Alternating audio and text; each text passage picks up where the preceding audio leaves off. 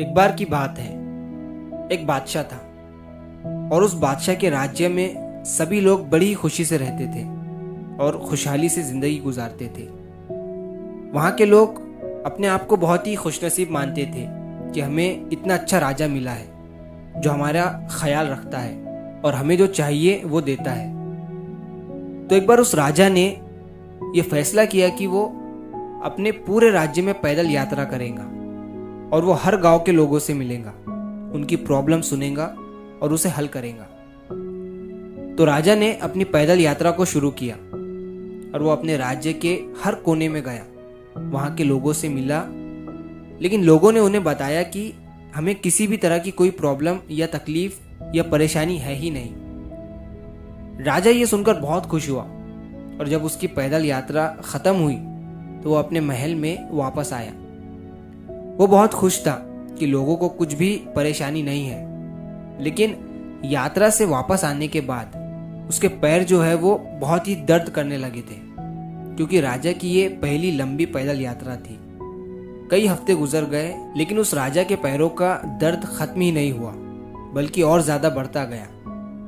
तो इस बीच राजा ने सोचा कि जिन सड़कों पर मैं चला हूँ वो सड़कें ठीक नहीं है, वहां पर बहुत पत्थर गड्ढे हैं और मुझे इस बात की चिंता है कि जो लोग उन सड़कों पर रोज गुजरते होंगे उनके पैर में कितनी तकलीफ होती होंगी।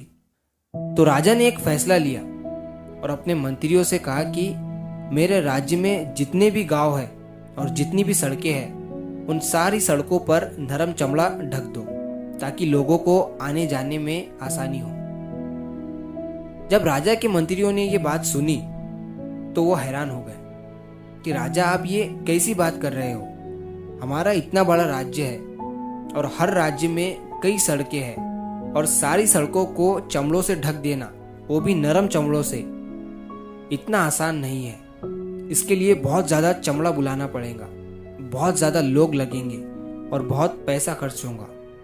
कई दिनों तक दरबार में मंत्रियों ने और राजा ने इस बात पर सोचा। तभी एक आदमी राजा के पास आता है और वो राजा से कहता है कि राजा साहब, आप हर सड़क को नरम चमड़े से ढकने को कह रहे हो। इससे बेहतर यह है कि आप हर साल या फिर 5 साल में एक बार आपके राज्य के हर एक आदमी को नरम चमड़े की चप्पल दे दो। इससे आपके राज्य के लोग सिर्फ अपने राज्य में ही नहीं बल्कि दूसरे राज्यों में भी आराम से चल सकेंगे और उनके पैरों में किसी भी तरह का कोई दर्द नहीं होगा। ये सुनने के बाद राजा हैरान हो गया कि जिस बात को मैं इतना कठिन समझ रहा था उस बात का सिर्फ इतना सा ही हल था।